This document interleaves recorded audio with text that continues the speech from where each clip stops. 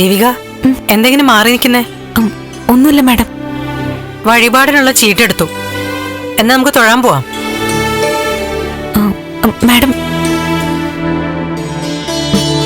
ദേവിക, നിന്നോട് എനിക്കുള്ള നന്ദിയും സ്നേഹവും തീർത്താ തീരാത്തതാ. ഞാൻ ദൈവത്തോട് ഋഷിക്ക് വേണ്ടി മാത്രമല്ല, നിനക്കും കൂടി വേണ്ടിയിട്ട് പ്രാർത്ഥിക്കാനാ ഇന്ന് വന്നത്. എത്രയോ നാളുകൾക്ക് ശേഷാ ഋഷി ഇന്ന് അമ്പലത്തിലേക്ക് വന്നേ. അതും നടന്ന്. അവനത് സാധിച്ചത് നീ ഒരൊറ്റൊരാള് കാരണ. സന്തോഷം കൊണ്ട് ഞാൻ നിന്നെ സ്തുതിച്ച് പറയുവാന്ന് തോന്നരുത്. ഈശ്വരൻ കൊണ്ടു തന്നതാ എനിക്ക് നിന്നെ. നീയാ എനിക്ക് എന്റെ മകനെ തിരിച്ചു തന്നത്. മാഡം, എന്നാ ഞാനൊരു കാര്യം. ഒരു കാര്യം കൂടി എനിക്ക് പറയാനുണ്ട്. എന്താ? നീ എന്നോട് മുമ്പ് ചോദിക്കുമായിരുന്നു ഋഷിയുടെ കാര്യം ഹസ്ബൻഡിനെ അറിയിച്ചോട്ടെ എന്ന്. പറയാൻ പാടില്ലെന്ന് ഞാൻ താലി തൊട്ട് സത്യം ചെയ്യിപ്പിച്ചു.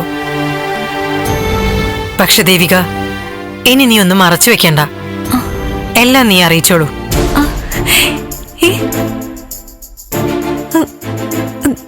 സത്യമാണോ മാഡം പറയുന്നേ? അതെ ദേവിക, നിന്നെ ഞാൻ തടയാൻ പാടില്ലായിരുന്നു. എന്റെ മകന്റെ ദുരവസ്ഥ ആരും അറിയാൻ പാടില്ല എന്നുള്ളൊരു വാശിയായിരുന്നു എനിക്ക്. ഇതുവരെ വല്ലാത്തൊരു മാനസികാവസ്ഥയിലായിരുന്നു. ഇപ്പൊ മനസ്സ് തെളിഞ്ഞു തുടങ്ങി. മാഡം, എനിക്ക് എങ്ങനെ നന്ദി പറയണമെന്ന് അറിയില്ല. വാസ്തവത്തിൽ ഇന്നിവിടെ തൊഴുത ശേഷം മാഡത്തിനോട് അനുവാദം ചോദിക്കാൻ വേണ്ടി ഞാൻ തീരുമാനിച്ചിരുന്നതാ. വല്ലാത്ത അതിശയായിപ്പോയി.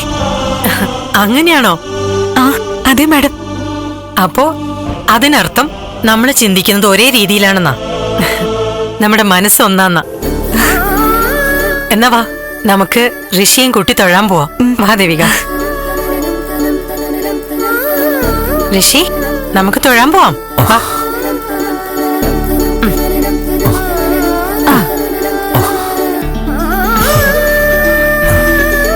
നടക്ക്. സൂക്ഷിച്ച്.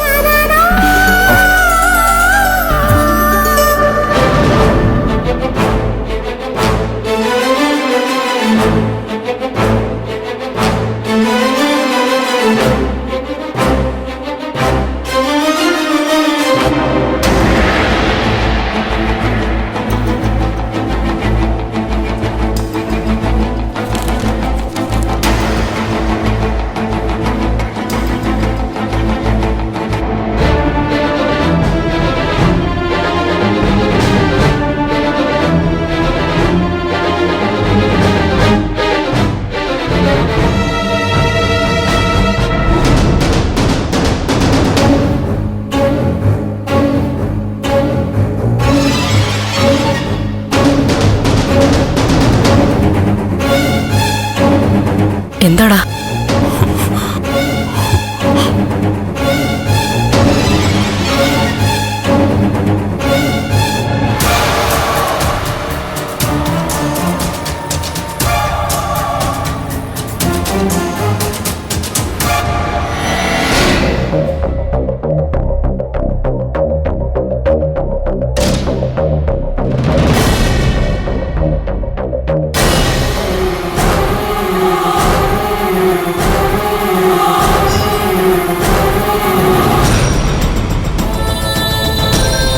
നന്ദ, എന്താ മോനെ? എന്താടാ? എന്താ നിന്റെ മുഖമല്ലാതിരിക്കുന്നേ? അവളെന്നെ ചതിച്ചമ്മേ. എന്താ? ആര് ചതിച്ചു എന്നാടാ? അവള് ദേവി. ഫ്ലവേഴ്സ് ഒരുക്കുന്ന കാഴ്ച വസന്തം യൂട്യൂബിൽ പ്രേക്ഷകർക്ക് ലൈവായി കാണാം. ഫ്ലവേഴ്സ് കോമഡിയിൽ ജോയിൻ ചെയ്യൂ, ആസ്വദിക്കൂ.